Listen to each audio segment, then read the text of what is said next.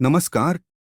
मैं हूं हेमंत चड़ार और आप देख रहे हैं मध्य प्रदेश का number 1 news channel the Bahujan news Damoh MP. चलिए अब देखते हैं मध्य प्रदेश की सभी मुख्य खबरें फटाफट अंदाज में। दमोह 1857 के प्रथम स्वतंत्रता संग्राम में महत्वपूर्ण भूमिका निभाने वाली वीरांगना रानी अवंतीबाई लोधी के बलिदान दिवस पर दमोह जिले में विभिन्न कार्यक्रमों का आयोजन किया गया। नोहटा में महारानी अवंतीबाई के जीवन चरित्र पर आधारित नाट्य प्रस्तुति आयोजित की गई। कार्यक्रम की शुरुआत उनकी प्रतिमा पर माल्यार्पण से हुई।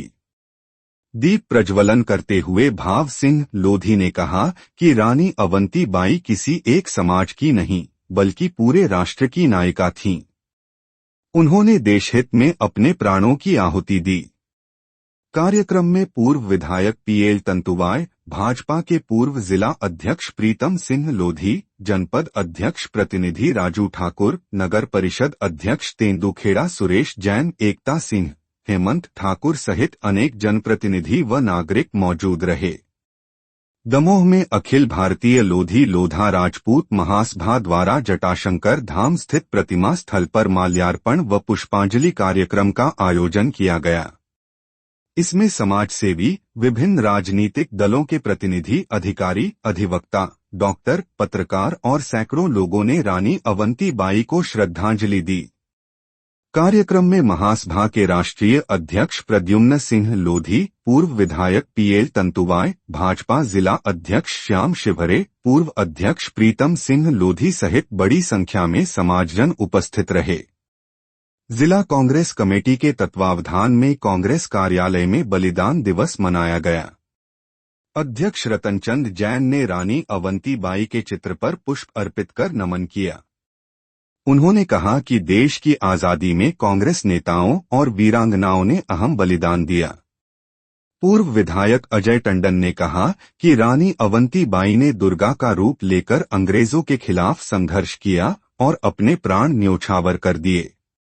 कार्यक्रम में तिलक सिंह, राजेश तिवारी, संजय चौरसिया, अमर सिंह सहित अनेक कांग्रेसी उपस्थित रहे। वीरांगना रानी अवंतीबाई लोधी का बलिदान दिवस पूरे दमोह जिले में श्रद्धा और सम्मान के साथ मनाया गया। मध्य प्रदेश में 30 मार्च से 30 जून 2025 तक जल गंगा संवर्धन अभियान आयोजित किया जाएगा।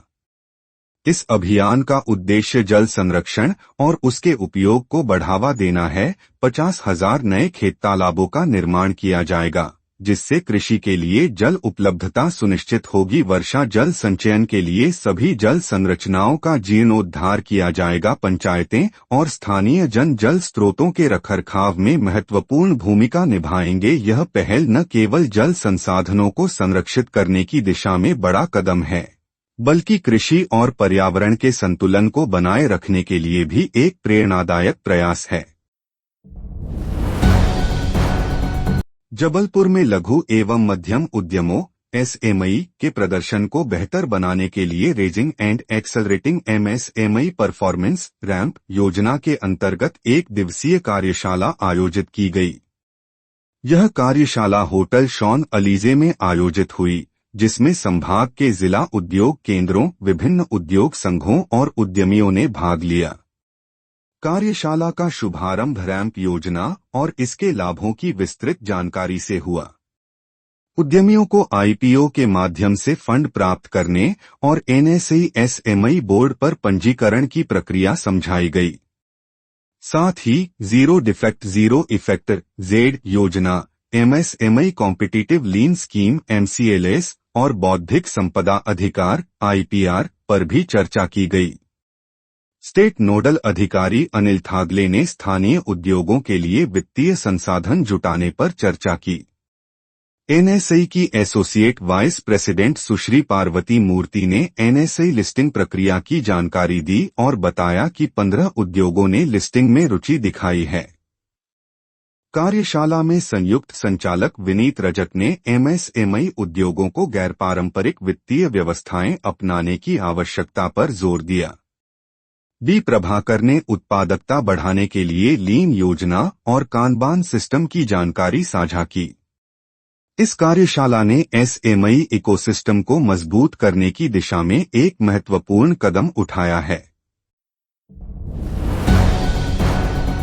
जबलपुर के कलेक्टर श्री दीपक सक्सेना ने मिलर्स द्वारा धान परिवहन में की गई अनियमितताओं और अफरातफरी के मामले में जानकारी साझा की है। देखिए, ये अंतर जिला मिलिंग के लिए 18 मिलर्स को धान का अलॉटमेंट हुआ था, जिसमें मंडला, राजगढ़, विदिशा, उज्जैन, ग्वालियर और मुरैना के मिलर शामिल थे।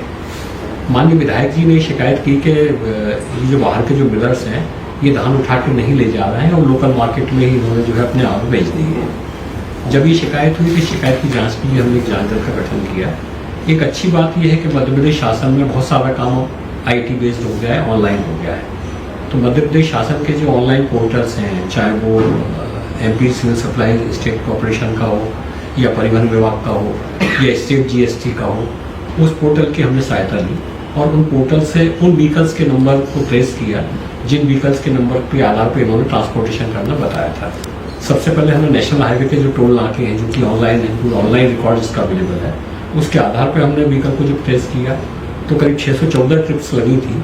उन 614 ट्रिप्स में से 571 का हमको कोई रिकॉर्ड नहीं मिला नेशनल हाईवे के टोल से। फिर हमको ये भी शक हुआ कि हमको वाहन की कैटेगरी के बारे में भी चेक करना चाहिए। तो हमने परिवहन विभाग के पोर्टल से फिर जब उनको जांच करवाया तो पता पड़ा कि जो 614 ट्रिप्स में व्हीकल्स यूज हुए हैं उसमें 55 व्हीकल कार की श्रेणी के हैं, मतलब कार हैं, कुछ पिकअप वैन्स हैं, कुछ बस हैं, कुछ ट्रैक्टर हैं। 44 व्हीकल्स ऐसे हैं जिनके की रजिस्ट्रेशन नंबर फर्जी है। करीब 121 व्हीकल्स ऐसे थे जिनमें की जो कैपेसिटी थी उनकी, उस कैपेसिटी से ज़्यादा माल उस पर लोड बताया गया। मतलब उसकी कैपेसिटी 10 या 12 मेट्रिक टन की थी, उस पर जो है 30-30, 40-40 मेट्रिक टन का माल जो है उस पर लोडिंग बता दिया गया था। इसके अलावा हमने एक चीज़ और देखी, जो उन्होंने जब व्हीकल्स का ट्रांसपोर्टेशन बताया था तो फेरे उन्होंने एक ही दिन में, जैसे उज्जैन के फेरे एक दिन में उन्होंने 4-4 बता दिए। कोई भी एक व्हीकल एक दिन में उज्जैन 4 बार आके नहीं जा सकता, ये बड़ा क्लियर है। तो ऐसे फेरे की संख्या को भी जब हमने कैलकुलेट किया तो वो 86 निकले जो कि असंभव थे। तो मोटे तौर पर इन सारी चीज़ों को करके हमने कैलकुलेशन किया और कैलकुलेशन करके फिर ये एक आकलन ये हुआ कि जितने व्हीकल्स फर्जी थे, जो NH पे नहीं थे, उनके आधार पर जो धान गई है उसमें अफरा तफरी हुई है। कुल मिला के करीब 30 करोड़ से ऊपर का ये घोटाला निकला है। इसमें करीब 16 करोड़ से ज़्यादा की धान की फर्जी खरीदी वो चढ़ाई गई है। इसमें जो भी लोग दोषी हैं उसमें 13 कर्मचारी सिविल सप्लाईज कॉरपोरेशन के हैं, 17 राइस मिलर हैं, 25 सोसाइटी के करीब 44 कर्मचारी हैं। कुल मिला के 74 व्यक्तियों के खिलाफ हमने 12 थानों में 12 FIR दर्ज कर दी। मध्य प्रदेश के सहकारिता मंत्री श्री विश्वास सारंग 23 मार्च को सागर प्रवास पर रहेंगे। वे प्रातः 11 बजे कलेक्टर कार्यालय के सभाकक्ष में आयोजित संभाग स्तरीय समीक्षा बैठक की अध्यक्षता करेंगे। इस बैठक में संभाग के सभी जिला उप सहायक आयुक्त सहकारिता, मुख्य कार्यपालन अधिकारी, जिला सहकारी केंद्रीय बैंक, जिला विपणन अधिकारी और क्षेत्रीय दुग्ध संघ डेयरी फेडरेशन के अधिकारी उपस्थित रहेंगे। बैठक में सहकारी समितियों की जानकारी, शिकायतों के निराकरण, सहकारी बैंकों की वित्तीय स्थिति, पैक्स के पुनर्गठन, सहकार सभा का आयोजन, डबल लॉक केंद्रों में खाद की उपलब्धता, उपार्जन के अंतर्गत भंडारण और कृषकों के लंबित भुगतान की स्थिति पर चर्चा होगी। इसके अलावा ODOP उत्पादों के सहकारी समितियों के माध्यम से निर्यात की संभावना और स्व सहायता समूहों की स्थिति पर भी विचार किया जाएगा। Subscribe the Bahujan news and like this video.